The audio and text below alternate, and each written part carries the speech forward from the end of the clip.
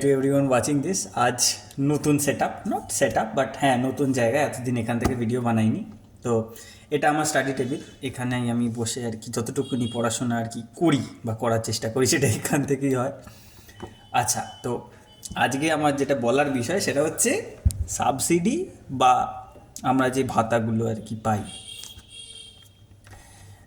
আমি জানি না কজন এটা বোঝে কি বোঝেন না, বা হয়তো বুঝেও না বোঝার একটা চেষ্টা করেন যে যা টাকা আর কি এই সাবসিডির পিছনে কিংবা ভাতার পিছনে, এই যে ধরুন বেকার ভাতা কিংবা ধরুন কন্যাশ্রী কিংবা মানে আয়ুষ্মান ভারত, আমি রাজ্য সরকার কেন্দ্রীয় সরকার কাউকে স্পেসিফিক্যালি টার্গেট করে কিছু বলছি না, কিন্তু যাই হোক এই সব টাকাটাই কিন্তু অ্যাকচুয়ালি আমাদের টাকা।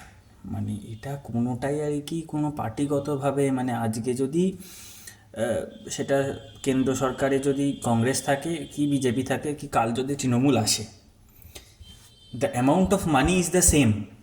ঠিক আছে, আমাদের রাজকোষে আমরা যতটা টাকা দিই রাজকোষে ততটাই টাকা থাকে।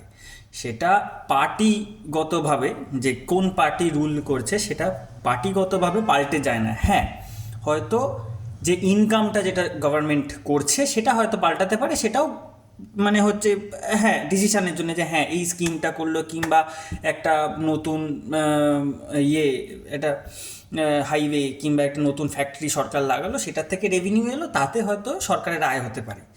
কিন্তু তাতে এই নয়, সেটা যে কেউ করতে পারে, সেটা তৃণমূল সরকারও করতে পারে, সেটা বিজেপি সরকারও করতে পারে, সেটা কংগ্রেস সরকারও করতে পারে। সেটা কিন্তু মানে হ্যাঁ পার্টিগতভাবে একটা আইডিওলজিক্যাল ডিফারেন্স আছে, কিন্তু রাজকোষে the amount of money is the same থেকেই যাচ্ছে। হ্যাঁ, এবারে যদি ট্যাক্স কালেকশন বেশি হলো সেটা একটা আলাদা ব্যাপার। তো যাই হোক, যেটা বলার বিষয় সেটা হচ্ছে যে যখন ভোট দেবেন, মানে আমি চাই সবাই ভোট দিন আর কি, যাকেই দিন দিন অন্তত।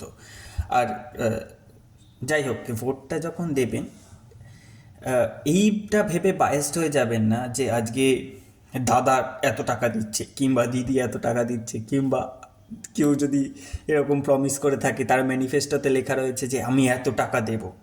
না, মানে তারা একান্তই নিজের টাকা তো দিচ্ছে না। তো যাই হোক, সেটা আপনার আমারই টাকা, সেটা আমরাই পাবো। সেটা কিছু না হোক, আমাকে যদি ভাতা হিসাবে না দেয় সেটা তাকে রাস্তা বানানোর কাজে লাগাতে হবে, সেটা আমাদের ইয়েতেই লাগবে, তাকে আমাদের ভালোর জন্যেই তাকে লাগাতে হবে। তো যাই হোক, তো এইটা মাথায় রাখবেন, বিক্রি হয়ে যাবেন না, নিজেকে বিক্রি করে দেবেন না দয়া করে এই স্কিমগুলোর প্রকোপে পড়ে।